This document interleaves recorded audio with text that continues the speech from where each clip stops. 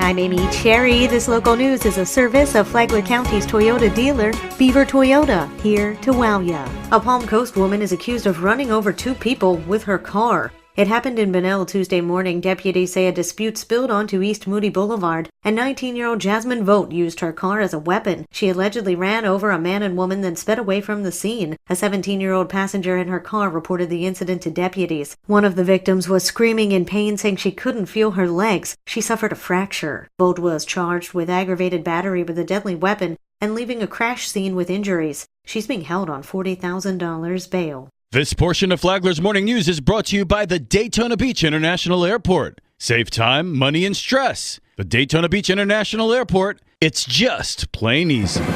Craig Coffey could soon be out of a job. The teachers and police unions have teamed up to vote no confidence in the Flagler County administrator. The fire union is scheduled to vote later this month. Their votes put pressure on council to get rid of the embattled Flagler County administrator. Sheriff Rick Staley stopped just short of calling for Coffey's firing at a public hearing on December 3rd, where he berated him for what he called an inadequate response to the crisis involving the Sheriff's Office Operations Center, which has been dubbed a sick building and remains unoccupied.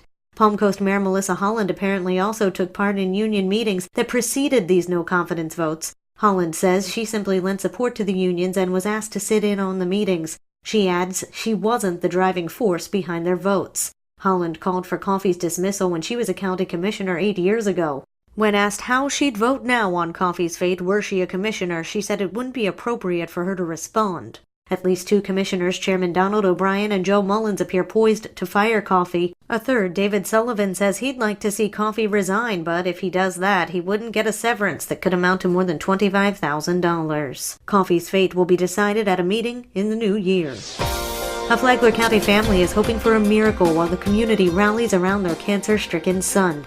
John Arking has the story. Connor McLaughlin has synovial sarcoma, and in May 2017, his family was told they'd be lucky to get another year with him. An update on Connor's GoFundMe page said that because of his worsening condition, he won't be able to complete his bucket list. Judy Mazzella is with the Live Like Cameron Foundation. We are raising awareness of Connor's situation and the need for help and support from the community to Connor's family. They are a family of 9 and need financial support to be able to keep traveling to and from Jacksonville to take care of their other children and, of course, for the final expenses and medical expenses. Connor will be getting a second opinion Friday in St. Petersburg, and his family plans on taking the trip with him as he wants to see the Gulf Coast, and they're hoping to make that happen. Anyone wishing to donate can do so online at GoFundMe.com/saving-Connor. From the WNZF Newsroom, I'm John Arking.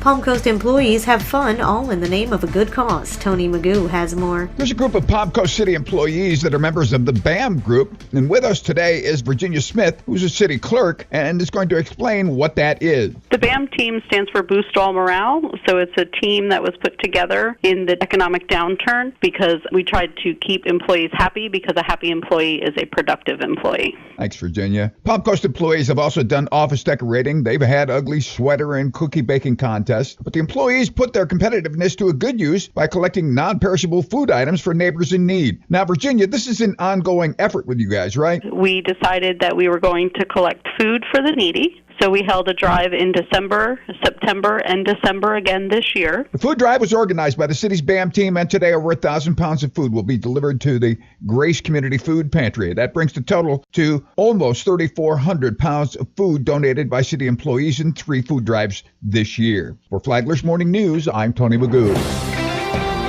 Against all odds, a dog gets a new home and a new name. When we last left Blue, Casey Hagan of Palm Coast Animal Control had taken her to the animal hospital. Then the Humane Society stepped in and collected the dog from the hospital. They posted pictures of her. They started a GoFundMe for her because of the extensive surgery and medical care that she required. Hagan said they got some donations, but it was not enough. The best option for her would be to humanely euthanize her, to put her out of her misery. So it was decided that it would happen on a Saturday, but then received a call from my boss telling me to head over to the Humane Society and meet Blue's adopters. It was almost 15 minutes before she was going to be put down that the Boydens turned up after seeing Blue's post on Facebook, and then they chose to adopt her. Hagan saw Blue, whose name is now Jocelyn, recently and said the dog is doing well. From the WNZF newsroom, I'm Deb Albertson. And now you're up to date on Flagler's Morning News. I'm Amy Cherry.